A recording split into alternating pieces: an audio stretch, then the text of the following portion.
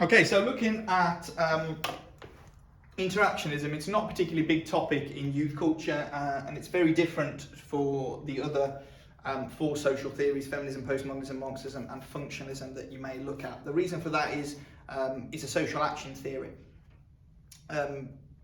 which is suggesting that you are the one shaping the world around you.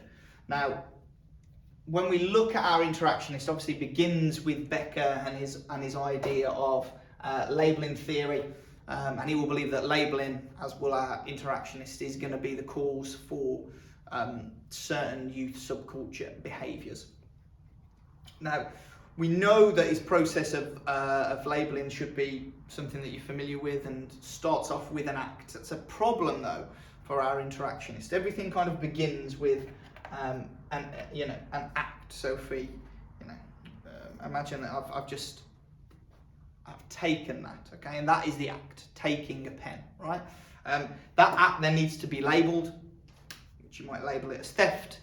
Then I internalise that label, I act it out more and more times in what we would call a self-fulfilling prophecy, and then that label becomes a thing that I and everybody else knows me as, my master status. When my master status is a negative master status, thief, criminal, thug, hooligan, whatever it is, I can then only limit my interactions with people who are primarily of the same master status as me. And thus, I would embark on what Becker would call a deviant career. I've then become an outsider, a socially isolated person who is going to go on a criminal path. That's broadly Becker's idea of labelling, okay? However, we know that there's a problem with interactionism is if everything starts with an act, we maybe don't have an explanation for that act to begin with, which is going to mean that it's very different from the other four social theories, which kind of give youth culture or the existence of youth subcultures a role. So they'll say things like, well, they form to resist capitalism, or they form as a response to resist the patriarchy, or they form to have a positive effect of a rite of passage and a movement. Whereas interactions don't really have that. We just have the act first and then the label that will follow, which will affect behaviour.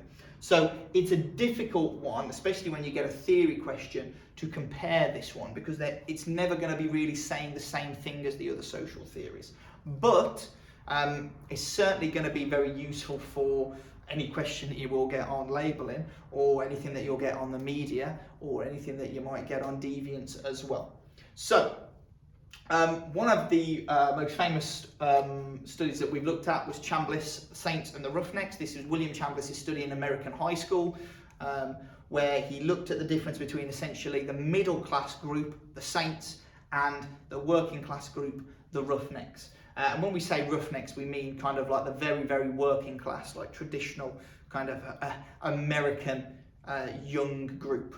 Now, the middle class group, the Saints, and the Roughnecks, the working class group, came with the same basic qualifications. So in terms of the grades that they got and the aptitude that they got for education, very, very similar.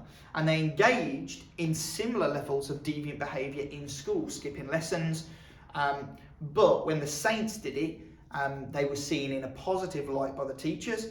So even though they behaved not brilliantly, they weren't the best behaved in school, they were bunking out of lessons, they were trusted, and they weren't seen to be doing negative things, and they were seen in a nice way by the teachers. But the Roughnecks were seen as the vandals, the thugs, the yobs, the feral kids, hanging about the shops late at night and having a very negative reputation.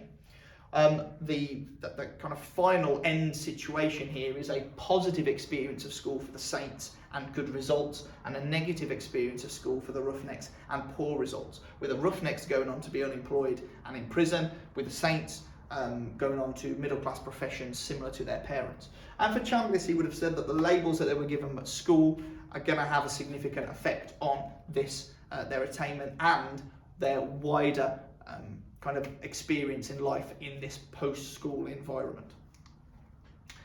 We've got Jock Young as a very good example for the hippies. Obviously, the hippies is a perfect explanation of Becker's labelling process, where they start off by smoking weed and then end up deviant career in a smaller isolated group on heroin.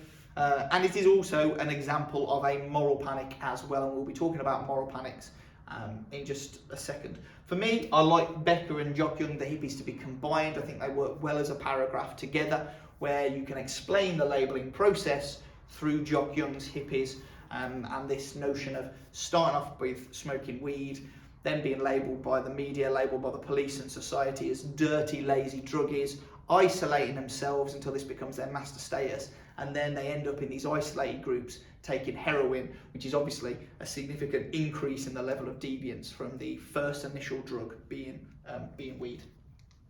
The final one that it might be useful to remember is Briggs and his study in Ibiza, a bit more of a modern one now, where he would suggest that British holiday makers respond to the labels which they are given during these kind of club 18 to 30s holidays, where the idea behind the holiday is to go out, to get drunk, to maybe commit some criminal or delinquent acts on the streets, some certainly antisocial behaviour, to engage in a wide variety of different sexual experiences, and to try to engage in that as much as possible. And this is essentially endorsed by the reps and the resorts themselves who promote this idea to the British holidaymaker. They have got that label when they get there, and thus they play up to that label, and that is why you see that kind of drinking culture, that sexually promiscuous culture, that antisocial behaviour that we unfortunately readily associate with young British people on holiday from club 18 to 30,